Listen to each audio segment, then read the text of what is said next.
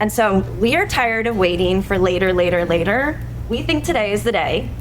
And today is the only day. We were saying today is the only day. And so with the support of ELA, our collective organizations are going to be running a national campaign. The goal of our campaign is that 1 year from now, when we are sitting here or drinking margaritas or chatting in the hotel lobby late, at least 1 million students will be learning in schools whose system leaders have made a public commitment to improving and adopting truly inclusive practices across their system. Our campaign we're going to go into the details in a second, but what I really want you to take away is that this is Think Inclusive. I'm Tim Villegas. In today's bonus episode, we tell the story of Inclusion Today, a cross-organizational collaboration made possible by the Educating All Learners Alliance. So our campaign will take place across phases throughout all of next year. We're going to plan out internally within our teams, each contributing a part of the work plan, research and synthesize, connecting with inclusion experts to develop a set of core competencies of inclusive system leadership, develop and launch a campaign using multiple communication tactics, and then elicit a system leader commitment that they will sign and access follow-up tools, resources, and networks in order to implement these practices. After a short break, you'll hear from each member of the Inclusion Today team and what our experience was like at the Educating All Learners Alliance Community of Action in December of 2023.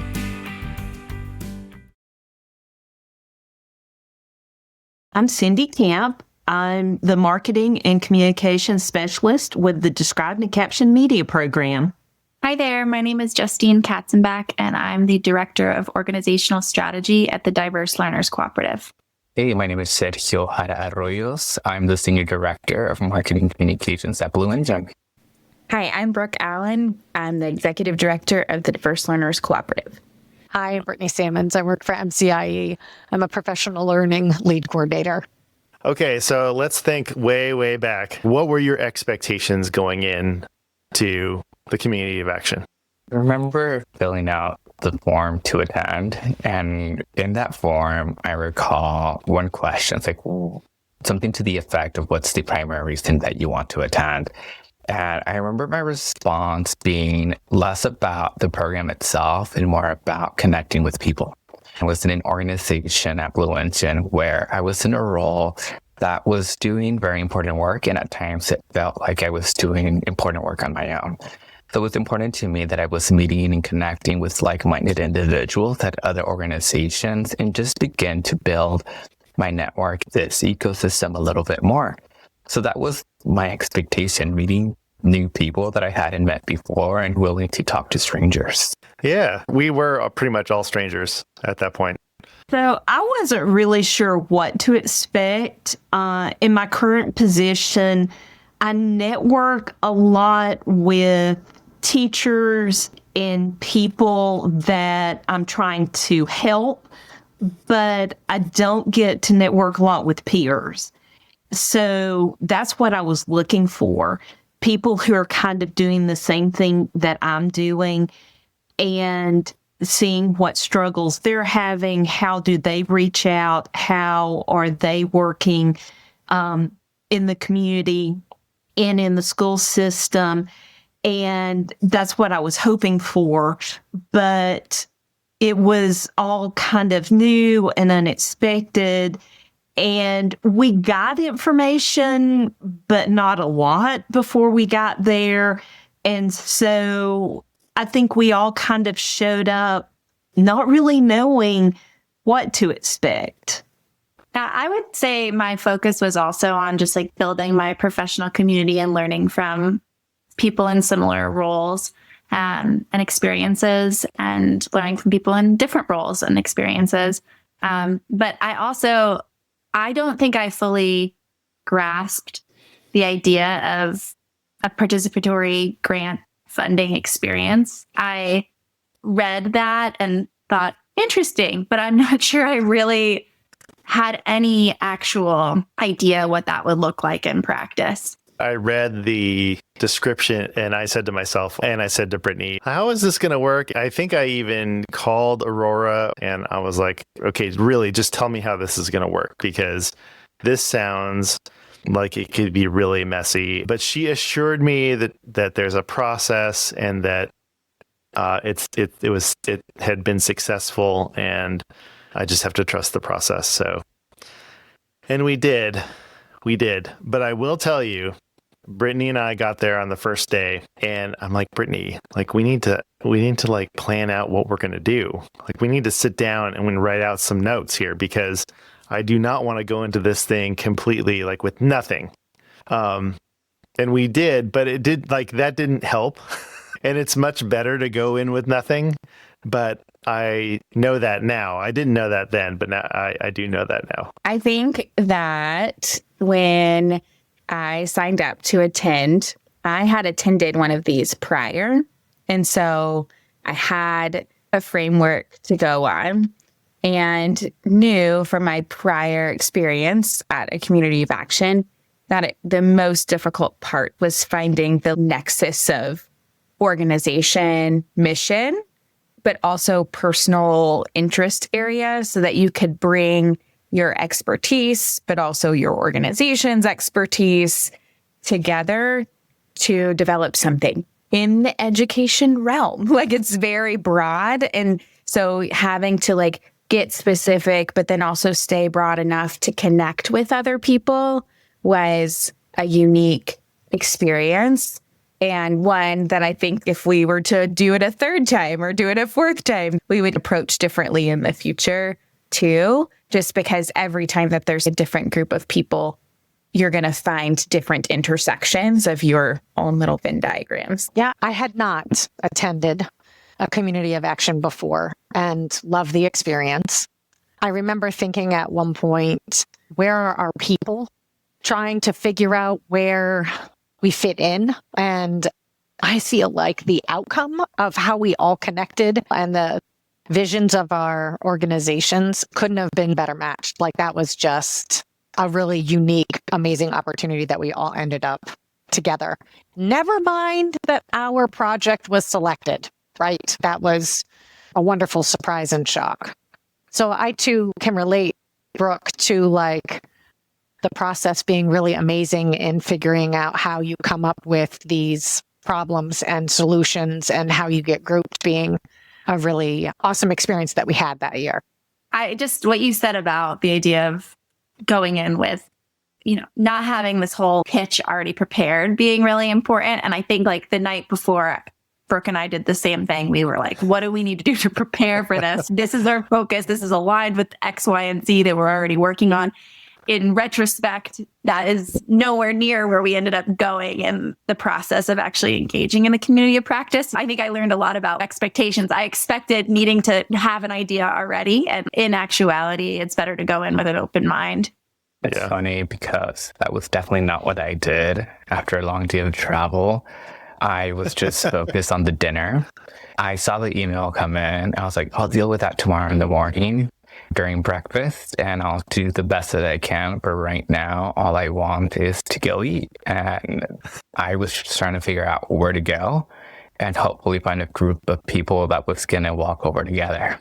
Like that we had the virtual meeting before we met in person.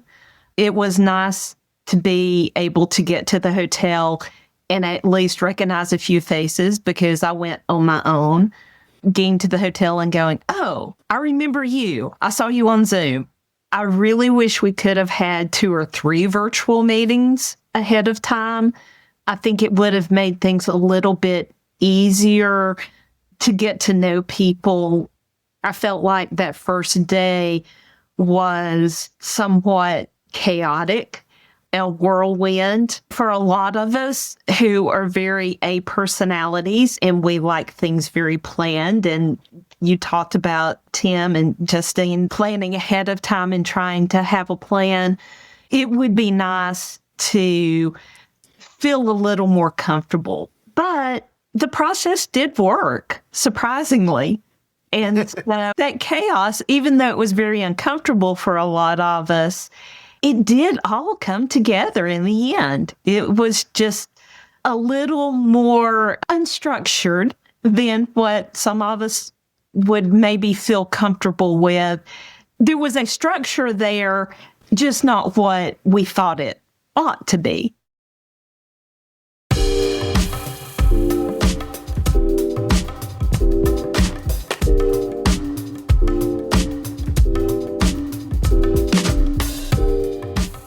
I'm realizing now that I'm looking at these questions that I kind of missed a big part of the process part. So let me set this up, and then if you want to comment or take this any further. But I think it was the first day, and there were butcher paper posted on different parts of the room. You were supposed to go to a section that had a topic or a problem that your organization, like it was a problem of practice, I think. And so, we're wandering around and trying to figure out, well, is it teacher education? Is it professional learning? Is it family engagement? Is it something else? Brittany and I went to one, and I think it was the professional learning one. Everyone's talking, and you're supposed to find your people. You're supposed to find the people that you're going to be working with, like, for the next couple days. We looked at each other and we're like, I don't know. This is really hard. What if you pick the wrong people? What if you start going down a road on some sort of problem and you're like, that's not the problem that I feel any connection to? And so we actually stepped back from the whole process and we sat down together and we're like, I don't know, what are we going to do? Should we just kind of phone this in? Should we say we're just going to step back and take a fly on the wall approach and whatever happens, happens? And then it was one of the coaches, Tony Barton. There's a number of different coaches that are walking around and helping facilitate conversation and trying to get people to meet each other. And Tony was like, okay, so tell me, what are you thinking about? And we had said, one of the biggest problems we have is focused on leaders and mindset. When engaging with a school district, how do we give them the tools to move the work forward? And Tony's like, oh my gosh, wait right here. Let me bring over some people. And so she brought over Justine and Brooke, and she brought over Sergio and Jesse. And then I'm not sure if she brought you over, Cindy, or if you just hopped on, but I'm so glad that it all happened that way. It was one of the most organic things I've ever experienced. It's like all of a sudden we're sitting at this table and we're like, wait a minute, you want this and you want this? And I think once we found each other, and thankful that Tony was part of that, facilitating that, then we really dove in and bought into the whole process. So what was that experience like for y'all? I will say that this was one of the parts where it felt most uncomfortable. And I say this because all of a sudden we gathered a combination of so many individuals that lead in that space, and jargon left and right. Just got intimidated by how people were seeking to solve these complex issues. And in my head, I understand that mindset of leaders is a complex thing, but also in my mind, I was like, it's such a simple thing that can have a tiered effect on so many different things. And it was tough to navigate that space when I would hear a range of jargon left and right, and like, we care about this policy, this approach, and this framework. And all I could think is, I might be in the wrong room. These individuals may know a lot more than I do, and I don't know where to go from here. Once Tony did a great job at identifying individuals and bringing people together. And so y'all are trying to solve very similar things and getting to engage with each one of you. What became clear is that we were less focused around the framework. We were less focused about our individual work.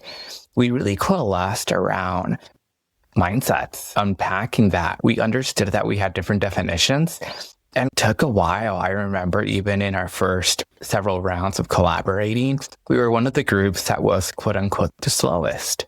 That is true. And a lot of that time was spent aligning on definitions. Like, hey, what do we mean when we say systems leader? What system are we talking about? The entry point to that conversation lived at different altitudes depending on our day-to-day work was being able to talk through such a complex problem and approachable. It's what really made me look around. I was like, okay, I think I'm with the people that I need to be. I would say that once we all got together and started talking, it started to get really fun. So it went from feeling really overwhelmed and I really wasn't sure where to insert myself or like what value I brought to what conversation, to then thinking, okay, this is a topic. This relates to me in this specific way. And this is how I can insert myself into this conversation. And one of the things that I really valued was that all of our organizations are doing different things, right? There's parallels between all of our organizations, but we all have different missions, different focus areas within supporting students with disabilities. One of the things that I found really interesting was figuring out what is a thing that we all feel aligned about that's a focus area that would really benefit and the work that we're doing and really add to our body of work as our individual orgs. And then also, what were the specific talents of the individuals sitting at this table? And so for me, it was just also like a real celebration of people's skills and talents in a way that I didn't anticipate going into this. I think another thing that we all learned from this was when we were starting out and everybody was writing on the Post-its and putting them up on the boards around the room, we were all thinking of these huge problems and we're thinking of big scale. And then when we sat down and we started working on it and it really hit home, we have basically 10 to 11 months to take something from inception to completion. And that's something that's added onto our day-to-day work.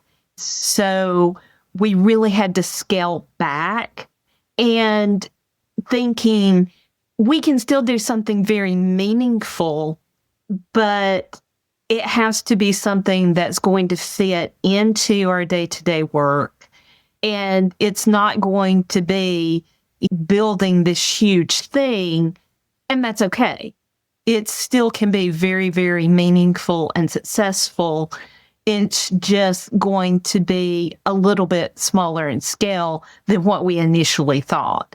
And that's something that I think going into it, we had to just change our mindset.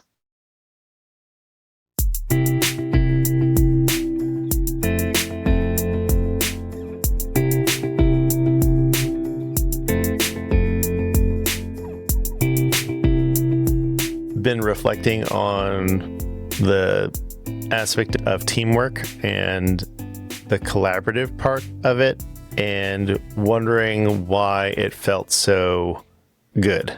I have a couple of reflections. I'm just going to throw them out there and let's see how you'd like to respond. One thing that really struck me as we were going through the process is that I felt like everyone developed trust the participants very quickly. I don't know why that happened. I'm wondering if you felt that way as well, and if you have any insights about that. I think that there was something to the magic in these specific organizations. I don't know how many organizations were there, but let's just say it was 15. It might have been more. But all of these organizations serving specifically students with learning differences somewhere in the country. It's like when you go to a school as a special educator and you find your other special educator friends and you're like, we get it. We speak the same language.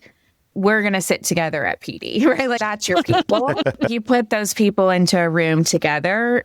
You're never really in a room with that many people focused on students with disabilities, or very rarely outside of a large conference space or a small school team space.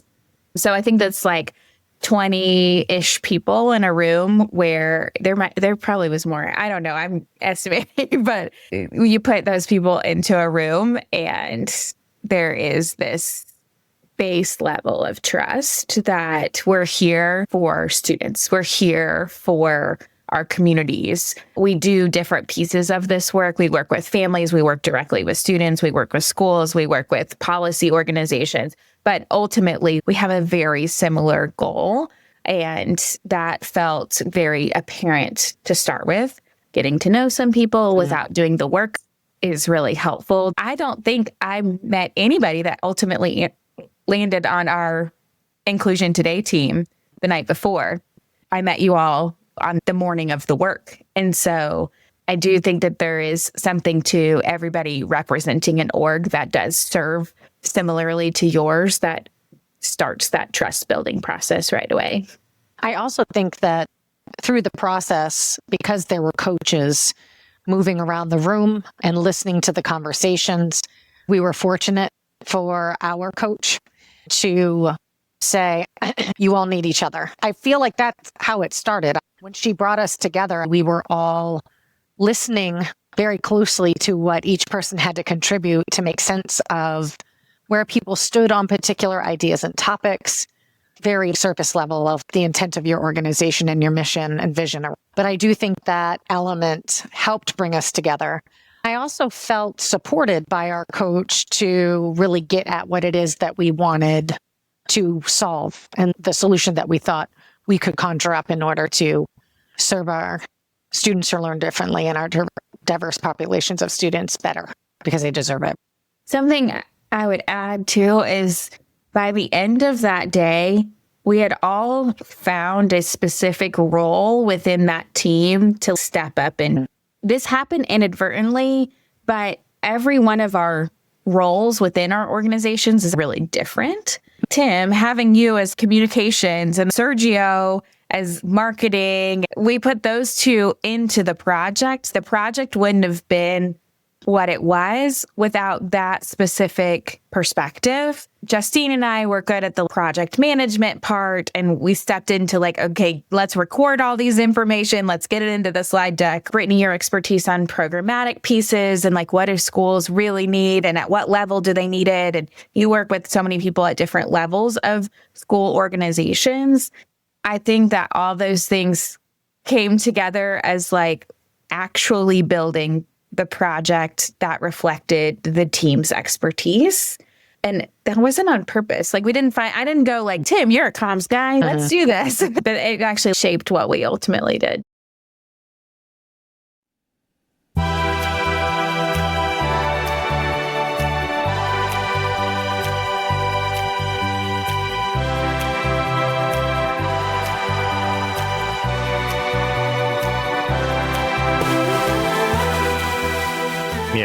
Yeah. Before I ask about do you think we accomplished what we set out to do, I wanted to bring up this idea about collaboration because I thought I knew what collaboration was, but the intensity of the collaboration that happened during the community of action, like I've never experienced anything like that before. And it was so, to your point, Justine, like trusting the process, but also like experiencing each other and saying, okay, I think that, Sergio, Justine, and Cindy bring these strengths and ideas and experiences to this process. And I'm going to trust that everyone's bringing their best self and then also trust the product that comes out of it. And what was really nice is I felt like we did that. Like I didn't feel like there was ego. Like I felt like we were really trying to have this open experience, and it was like super fulfilling. And so I have yet to have that experience again, like in that way, but I'm always reminded of that. And so I think that something that I learned about collaboration is that no matter who you are working with, that level is possible. You just have to like really be open and trust the other people in the group, whoever you're collaborating with. But I think it is possible. I definitely appreciate slowing down on the collaboration component, primarily because I took a moment at one point and also had to reflect on some of this. And what caught my attention was it was a combination of trust and vulnerability. I think something that I noticed across the individuals in our group was that we're willing to acknowledge and accept that we didn't have the solution to it, right? We were willing to acknowledge where we fell short. And instead of viewing that as a deficit, we were able to lean into what other organizations were doing well. And before we could get there, I'll speak for myself. I think the room felt a little bit more competitive, and it went from competitive to collaboration. I don't know if every group was able to move beyond competitive, and we were able to make that shift due to that willingness to accept that we didn't have it figured out, that we didn't have the perfect framework, that we didn't have the solution that was going to meet all the needs. And also just speak on the point, Cindy, that you made. It wasn't only around like scaling back, it was about refining, right? That limitation of that timeline pushed us to be a little bit more realistic and refine what we were going after. And sometimes when I think of collaboration, it can feel like, what is that big cross-organizational collaboration that is massive, that is going to turn heads, and all of a sudden it's going to go viral? And I think sometimes that is what we aspire it to be, versus some of this collaboration that happens in the background with organizations that are really good at what they do and are managing through implementation on how to make that happen. I was just going to add, I think that one of the things that stood out to me during this experience was this idea around looking at all the people we were working with, all this collaboration, and just being asset-based in how we were thinking about each other. You know, a lot of times there's everybody who came to this brought some real talent, bringing everyone together who, you know, maybe people who wouldn't normally, even if we all worked in the same organization, may not have a lot of opportunities for collaboration based on our specific roles, but just like how do we interweave all these talents to really come up with something that's a good product that speaks to all of our strengths? And that was a really exciting challenge for me, but it's also really changed the way I look at collaboration in general. And just this idea to what you were saying, Tim, of like, if we focus on the assets that people bring to a project or a problem, right? What do they bring and what knowledge do they have? And how do we play into those strengths? And how do we use those strengths to really like bring up the overall quality of a project as a whole? It's really inspiring for me. And I think it's definitely translated into a lot of other projects that I've worked on as a result. And so like that energy that I felt around like honing in on people's talents and being like, okay, this is a strength you have. This is not a strength I have. How can but you can do this part and I can do this part, right? And just thinking about things from that perspective is really helpful. I think our project ended up being very successful because we were all so enthusiastic about the project itself. We were so invested in the outcome, and it wasn't about any individual personality. Nobody wanted to be in the spotlight. And so, Sergio, you were saying it wasn't, I need to get the credit for this. We were all so focused on the outcome. And that's how we made it successful. And that's how we were able to refine this really good final product. I keep going back to your question, the trust element of it. I think it's what we've just described. There wasn't pressure based on a person's title. It came through focusing on, I think the process itself really lent us to make sense of what it is that we believed was our problem of practice, and then in turn, what potential solutions were. Going through that process drew out people's strengths, gifts, and talents. No one was like, what's your role? what's your skill set you're going to be doing, which is what Brooke was mentioning a few moments ago. There was no pressure around it, which allowed people to make sense of those things more organically. And maybe that's what cultivated the trust. Yeah. While the structure for the community of action had great intent, purpose, and like routine in order to help like filter things out and get people to come together, I do believe that it's the way that we interacted and worked through a common goal, which is to support our students, right? Ultimately, that really led to everyone feeling comfortable with what we ended up doing, right? Like we all ended up in roles that really allowed for us each to contribute our strengths and gifts. Yeah. And we were really stuck until 3/4 of the way. You are right. Really stuck. We were like, we had drafted multiple ideas that we were like, this is not going to work. All the practicality in this group stopped a lot of ideas from being the project because we were like, that's not going to work. Nope. Nobody's going to listen to that. Nope. We were really stuck. And I remember Aaron came over and gave us another idea and we're like, maybe, nope, keep going. Yeah, there was a lot of safety among our group. And so to me, I think that's what really allowed for the freedom. I know that brainstorming is supposed to be, you can throw out anything, nothing is wrong, but you have to trust the people that you're with to actually safely brainstorm in that way.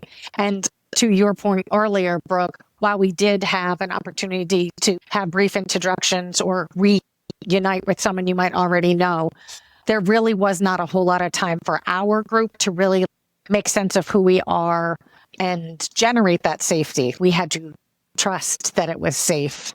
And I think it was the way in which we all came to the table, wanting to learn to know each other, right? We wanted to make sense of who each other were, but it was all through this common effort. And I think that common effort is what created a safe space for us. Down to the wire, making decisions, running out of time. Never once did I ever feel flabbergasted, except for maybe being interrupted 900 times because we're on a train of thought. That was frustrating, but that was nothing to do with our group. I feel like the safety that was culminated for us to take risks in our thinking and throwing out ideas really helped us come together as a team as well.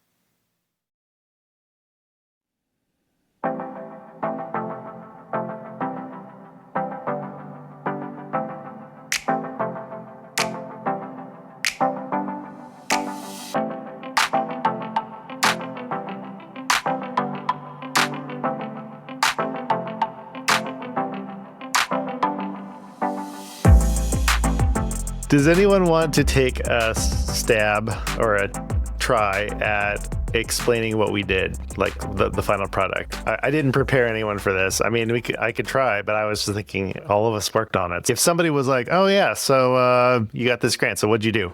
What was the thing?" Don't worry, you're being recorded. It's fine. Okay, I can take a stab at it. All right.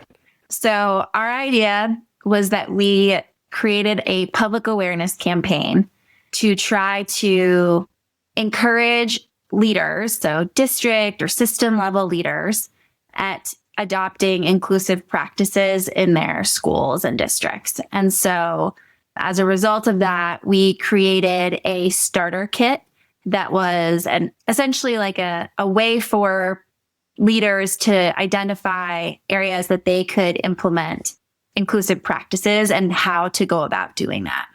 Awesome. How do you feel about that? Good? I feel okay. I'm open to somebody else trying too, though. I think that's a great... After I said that, maybe that one. I can say it more succinctly now. No, I think that's definitely a great way of explaining up what we did, but also to unpack this word of inclusion and inclusive, right? What we were hoping to do with that is to making sure that students had access to grade level content regardless of learning differences. We know that teaching to the average, at times we get stuck with this idea that there is an average, but in reality, there's so much range to how individuals engage with learning material. And that is something that we were aiming to do. So when we're talking about inclusion practice and inclusive practices, it was more to the idea of how do we make grade level content accessible for all learners in the classroom, regardless of what their starting point is, and how is it that they engage with materials in a way that they're creating meaning for themselves and had an impact in their academic outcomes. One of the issues we had seen is that students with disabilities, even in today's society, tend to be segregated and put into specialized classrooms, not so much because they need individualized or specialized attention in learning, but because it's easier for the school to separate them out. And we wanted to make sure that whenever possible, those students have access to the generalized classroom with their peers and that they have the same educational opportunities. And so our campaign was designed to help the leaders make sure that they are including all students in the generalized classroom and that the learning opportunities are equal for everyone. So our product was really grounded in how do we provide perspective, generate some schema, like using questioning in order to support thinking around supporting students, as well as like culminating and not dumping resources in order to support removing barriers in order to more meaningfully including students with disabilities and who are diverse learners. And so that was what we ended up with and what we were hoping for.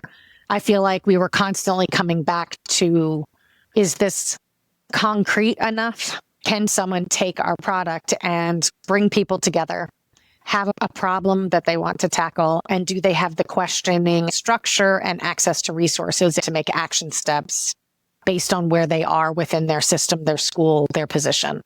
Collaborating with the other organizations because of everybody else's experiences, whether it's because it's based on a region in which they work or their own personal experiences in the structures of school. I think that part was really beneficial to have everybody's lens and reactions as we were building out our product to try and make sure that, number one, universally, no matter who you are in the educational field, you have access to make sense of the work, as well as be able to glean something from it. I think that the product ultimately put us all around a table, metaphorically, to think about different perspectives that could be influenced by something that we would do. At the Community of Action, there was a lot of discussion around who's the audience for this and how do we name that audience. Through the collaboration that ensued, we kind of kept returning to that idea of like, who is this for? Who would this be most practical to actually shift some sort of practice? We weren't in the game of putting something out that would just sound good. It was continually a conversation about what we could say that would make somebody think differently about this. Even the soundbite of inclusion today, what does that mean? That it's urgent, that it's now, and you need these things in order to accomplish it or to make greater gain toward it. I think was super grounding through the collaboration of just like, who is this for? And we were each able to bring different perspectives, but ultimately land in a place that the product is useful for a certain level of leader within school districts that has a high level of influence on student experience across the country. As we were getting the signups for the pledge, I was watching those come in and sending out maps of like, where are all these people coming from? And just to experience the reach of something like that, after thoughtful consideration about who should be signing that pledge and why, felt like a positive outcome of months of collaboration. The maps made me really happy. It made me happy. I don't know if that was obvious in our Slack channel, but I was like, here, we've got 47 states. So Don't forget Ireland. They were everywhere. I was amazing. like, oh my gosh. Yeah, great. I think everyone's explanation really just sums up what we did. And the only thing I would add is that along with the awareness campaign, we created a landing page where people could go and download the toolkit. And it's been downloaded hundreds of times by leaders all across the United States and the world. And so, I think we had big dreams of maybe measuring impact. And that's really difficult, especially with the budget that we had and the time that we had. I will say I'm really excited about this tool. Continues to be something that surfaces in my life as really practical and helpful in so many partnerships and with so many schools that we work with. And so even just in my own practice, it's definitely been something that lives on. And I see it living on in our community. Like even when we went to the community of practice this year, we were sharing about it, and people in the audience were like, I printed this out and shared it with my school leader. And I forwarded this to the superintendent. And so there were lots of ways that I just saw like the ripple effect of what we created.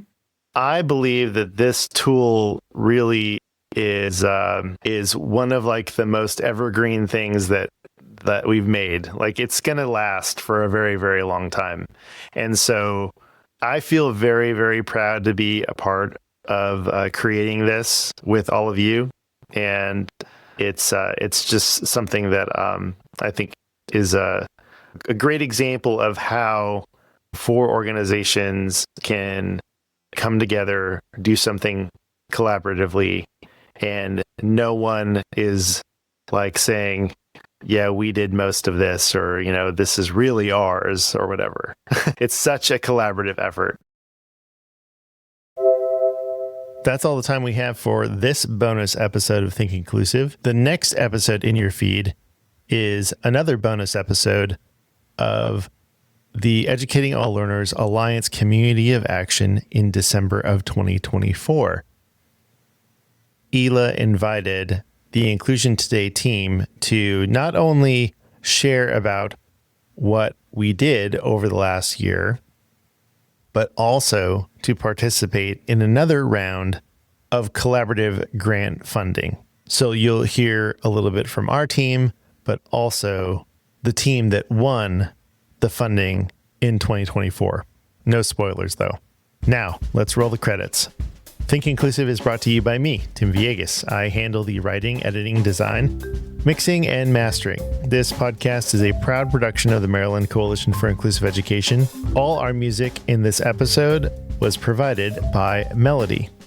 Thanks again to the Educating All Learners Alliance for their work in supporting inclusion today and these bonus episodes. We truly appreciate each and every one of you who tunes in. We'd love to hear how you're using these episodes. Are they part of your teaching toolkit? Are you sharing them with your school administrators? Drop me a line at tvegas@mcie.org and let me know.